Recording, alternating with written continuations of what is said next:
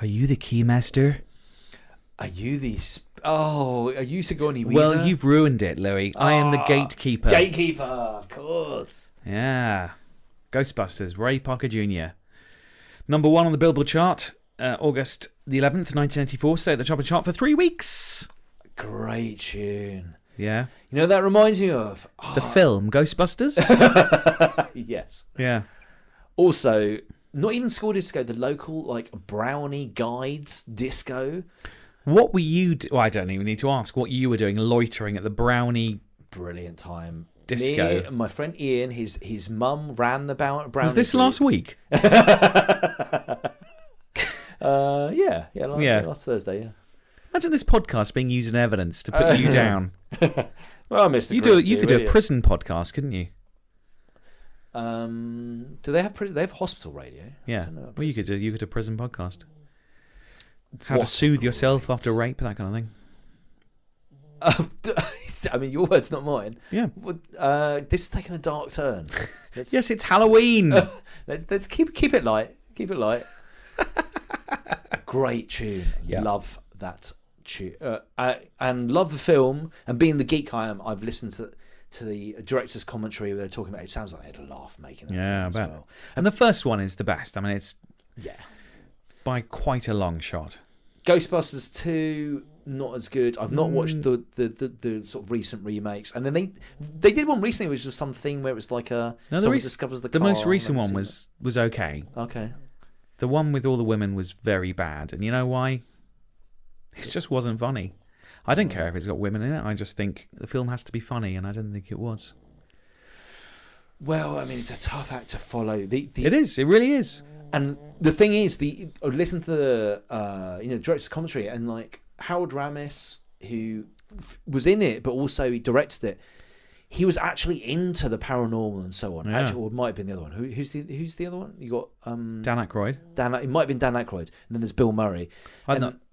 Anyway, one of them like really believes in this shit, and so they would sort of, they were like, okay, it's a comedy movie, but I am into this shit, ghosts and all that, and it shows, there's such a good 80s movie. Of course, Harold Ramis directed what other famous Bill Murray film? Groundhog Day? Yes. Oh, boom! You're a winner. Yeah.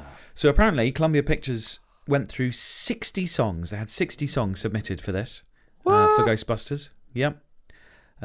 Ray Parker Jr. was kind of semi-retired when he was asked to do it. He had 2.5 days to write the song, and they only asked for 20 seconds for it, but they liked it so much that they asked him to turn it into a full song. And he couldn't think of anything until he was watching an ad. He was thinking, what rhymes with Ghostbusters? But then he was watching a TV advert. Yeah. And he thought, hold on, I could do this as a TV advert. And I could do it like, who are you going to call? Have you got pests in your house? Call, pests for us kind of thing. So, 0800 pests. Yeah. And so that's how he came up with the idea. How interesting! Because it's so entwined, and I love it when they do a music video and they have the actual actors from the movie. Yeah. Because at the beginning I was a bit disappointed they didn't, and then they turn up at the end. Yeah. Yeah. Did you spot some famous faces there? Yes, I did. You did. Who did you spot in the music video? Bill Murray and Dan Aykroyd, of course, and Harold Ramis. But then you also had like random cameos by Danny DeVito. Yep. Chevy Chase. Yep. You mentioned another one, John Candy. Yeah. George Wendt from Cheers. Jeffrey Tambor, Melissa Gilbert, Al Franklin, Peter Falk, Columbo. Terry Garr. Why is Columbo in there? Irene Carr, Ollie E. Brown, just favours. And they filmed some of that music video on the set of Brewster's Millions. The film Brewster's Millions. Movie. So it was all a bit random. See, but they couldn't put that music video out though. They couldn't put it out because none of the actors were actually paid to do it, and so due to different kind of SAG-AFTRA, due to industry rules, because they weren't paid for it, they just did it as a favour. They couldn't have it on the music, have it on the actual release. Oh, yeah. So how come we saw that? It's been settled these days and it's on YouTube, but originally it wasn't. I think they could have on TV, but it was limited. It was really limited how they could do it. Yeah. Huey Lewis sued Parker Jr. over the song, over his song "I Want a New Drug." I'll do a link to that song as well. Huey Lewis in the news. Yeah. One of my favourite tunes. Yeah. The Power of Love. Yeah. Okay. Yeah, so Destroyed by it does me. sound a fair bit like it. I Want a New Drug, which was released earlier that year. They settled out of court in 2001. Oh, recently. But it is quite similar. So I'll play it to you after the podcast. You can tell me what you think. Yeah. That court case dragged on for, 20 years? It was a while, yeah. Okay. Parker's Ghostbusters, so this and Michael Jackson's Thriller, we mentioned that, were the first music videos starring a black music artist to appear on MTV. Dog! That sounded like the dog was really bored of the maybe he's bored of the whole podcast. That was a big snore, dog. Yeah, so... Well, do you remember the wolves in Ghostbusters? When they were to do with the gatekeeper and... who's the little guy? Not Danny I don't DeVito. think they were wolves, were they? They were wolves, were they? They started off as statues and they were chasing after them.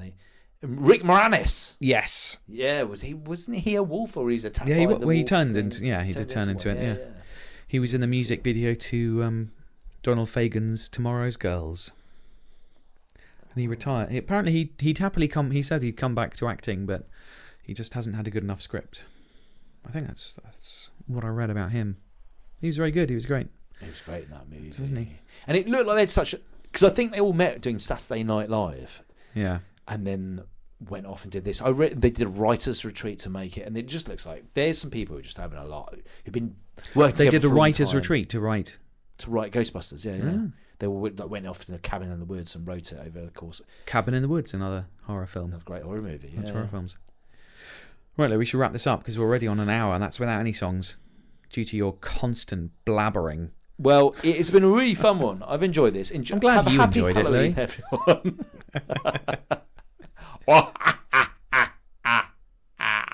Oh, God, Louis. That was Louis laughing in a sinister way. I think your normal laugh is sinister enough. Frankly, Louis. Frankly. But yes, happy Halloween. Happy Halloween, and more importantly, happy birthday to me. So send your gifts and cash over immediately. And it's no coincidence that Nigel was born on the Day of the Dead. Are you afraid of ghosts, Louis? Are you afraid of death? We keep talking about death, don't we? I'm not afraid of ghosts. No one has ever been proven to be injured by a ghost. So remember that at Halloween. Ghosts, they're out there, they're mischievous, but no one's ever been proven. However, someone with a chainsaw, yes, you will die. Yeah, look out for...